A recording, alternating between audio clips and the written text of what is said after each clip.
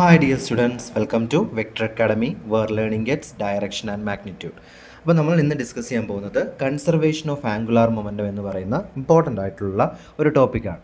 നമ്മളെ system of particle and rotational motion എന്ന് പറയുന്ന +1 7ാമത്തെ ചാപ്റ്ററിൽ നമ്മൾ എപ്പോഴും പഠിക്കുന്നതാണ് conservation of angular momentum.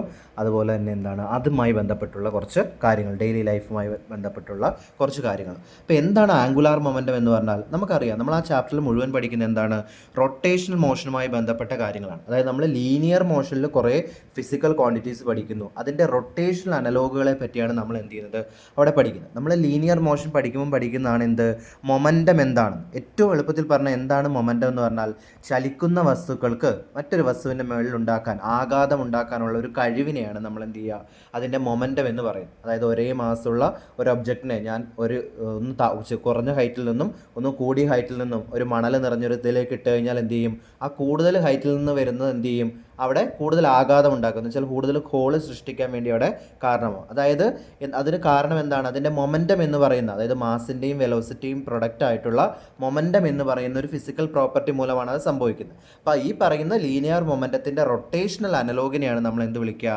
Angular momentum എന്ന് വിളിക്കുക. ലീനിയർ മൊമെൻറ്റം P = എന്താ, മാസ് ഇൻറ്റു വെലോസിറ്റിയാണ്. അപ്പം ലീനിയർ മൊമെൻറ്റത്തിൻ്റെ റൊട്ടേഷണൽ അനലോഗാണ് ആംഗുലാർ മൊമെൻറ്റം. അപ്പോൾ അതിന് Pക്ക് വരെ നമ്മളവിടെ റെപ്രസെൻറ്റ് ചെയ്യുന്ന ലെറ്റർ L ആണ്. ഇവിടെ ലീനിയർ മൊമെൻറ്റത്തിൻ്റെ അല്ലെങ്കിൽ ലീനിയർ മോഷൻ്റെ കേസിൽ മാസിന് അനലോഗ് ആയിട്ടുള്ളത് അവിടെ മൊമെൻറ്റ് ഓഫ് ഇനേഷ്യ I ആണ്. ലീനിയർ വെലോസിറ്റിക്ക് ഈക്വലൻ്റ് ആയിട്ടുള്ളത് എന്താണ്, ആംഗുലാർ വെലോസിറ്റി ഒമേഗയാണ്. അപ്പോൾ നമുക്ക് ആംഗുലാർ മൊമെൻറ്റം L = എന്തെന്ന് എഴുതാം, I ഒമേഗ എന്ന് എഴുതാം. ഇവിടെ L എന്ന് പറഞ്ഞാൽ ആംഗുലാർ മൊമെൻറ്റമാണ്, I എന്ന് പറഞ്ഞാൽ മൊമെൻറ്റ് ഓഫ് ഇനേഷ്യ. അത് ആ ഒബ്ജക്റ്റിൻ്റെ എന്താണ് മാസ് ഡിസ്ട്രിബ്യൂഷൻ അനുസരിച്ച് മാറും. ഇനി ഒമേഗ എന്ന് പറഞ്ഞാൽ ആംഗുലാർ വെലോസിറ്റിയാണ്, എന്ന് വെച്ചാൽ എത്ര സ്പീഡിലാണ് ഒബ്ജക്റ്റ് റൊട്ടേറ്റ് ചെയ്യുന്നു എന്ന കാര്യം പറയുന്നു. ഇനി എന്താ കൺസർവേഷൻ ഓഫ് ആംഗുലാർ മൊമെൻറ്റം പറയുന്നത്, നമ്മൾ ഒരു ഒബ്ജക്റ്റിലേക്ക് കൊടുക്കുന്ന എക്സ്റ്റേണൽ ടോർക്ക് എന്ന് പറഞ്ഞാൽ എന്താ, റൊട്ടേഷണൽ എഫക്റ്റിന് കാരണമാകുന്ന ഫോഴ്സ്. അങ്ങനെ ഒരു ഫോഴ്സ് ഒന്നും ഒരു ഒബ്ജക്റ്റിലേക്ക് പ്രയോഗിക്കപ്പെടുന്നില്ലെങ്കിൽ ആ ഒബ്ജക്റ്റിൻ്റെ ടോട്ടൽ ആംഗുലാർ മൊമെൻറ്റം എന്തായിരിക്കും, എപ്പോഴും ഒരു കോൺസ്റ്റൻ്റ് ആയിരിക്കും എന്നാണ് പറയുന്നത്. അതായത് L = കോൺസ്റ്റൻറ്റ്.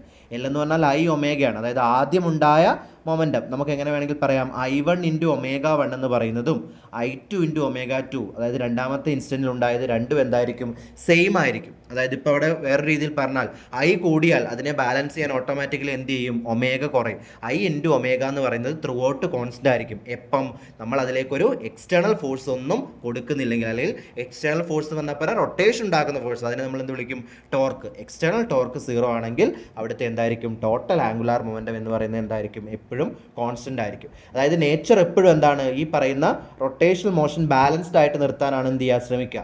നമ്മൾ സിസ്റ്റത്തിൽ എന്തെങ്കിലും ചേഞ്ച് ഉണ്ടാക്കുന്നു വിചാരിക്കുക, അതായത് അതിൻ്റെ ഷേപ്പ് മാറ്റാനോ അല്ലെങ്കിൽ ആ സിസ്റ്റത്തിൻ്റെ സൈസ് മാറ്റാനോ ഒക്കെ നമ്മൾ ശ്രമിക്കുകയാണെങ്കിൽ സിസ്റ്റം അതിനനുസരിച്ച് എന്ത് ചെയ്യും, അതിൻ്റെ സ്പീഡ് അഡ്ജസ്റ്റ് ചെയ്യും. എന്നിട്ട് എന്ത് ചെയ്യും, ആ ആംഗുലാർ മൊമെൻറ്റം എന്തായിട്ട് നിർത്തും, കോൺസ്റ്റൻ്റ് ആയിട്ട് നിർത്തും. ഇപ്പോൾ ഒരു എക്സാമ്പിൾ പറയുകയാണെങ്കിൽ, ഇപ്പോൾ ഞാൻ മൊമെൻറ്റ് ഓഫ് ഇനേഷ്യ ഒരു ഒബ്ജക്റ്റിൻ്റെ I ഇൻക്രീസ് അല്ലെങ്കിൽ I കുറയ്ക്കുന്നു. I കുറയ്ക്കുക എന്ന് പറയുമ്പോൾ എന്താണ്, I എന്ന് പറഞ്ഞാൽ m × r² ആണ്, മാസ് ഇൻറ്റു ആ മാസ് ഡിസ്ട്രിബ്യൂട്ട് ചെയ്തിരിക്കുന്ന ആ ലെങ്ത്തും കൂടെ അവിടെ അഡ്ജസ്റ്റ് ചെയ്യുന്നതിനനുസരിച്ച് നമുക്ക് മൊമെൻറ്റ് ഓഫ് ഇനേഷ്യ കൺട്രോൾ ചെയ്യാൻ വേണ്ടി പറ്റും. അപ്പോൾ അത് ബാലൻസ് ചെയ്യാൻ എന്ത് ചെയ്യും, ആംഗുലാർ സ്പീഡ് കൂടും.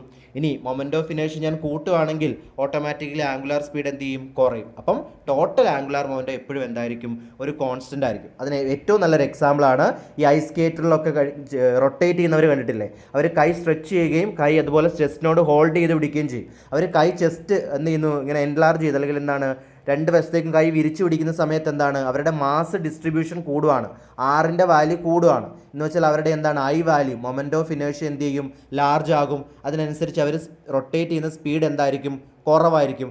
അവർ ആ കൈ എന്ത് ചെയ്യുന്നു, അവരുടെ ചെസ്റ്റിനടുത്തേക്ക് ഹോൾഡ് ചെയ്യുന്നതിനനുസരിച്ച് എന്ത് ചെയ്യും, അവർ റൊട്ടേറ്റ് ചെയ്യുന്ന സ്പീഡ് കൂടി വരുന്നതായിട്ട് നിങ്ങൾക്ക് കാണാൻ വേണ്ടി പറ്റും. അതിന് കാരണം എന്താ, കൈ ചെസ്റ്റിനോട് ഹോൾഡ് ചെയ്യിക്കുമ്പോൾ നമ്മുടെ മാസ് ഡിസ്ട്രിബ്യൂഷൻ നമ്മൾ കുറയ്ക്കുകയാണ്. അതായത് മൊമെൻറ്റ് ഓഫ് ഇനേഷ്യ അവിടെ കുറയുന്നു.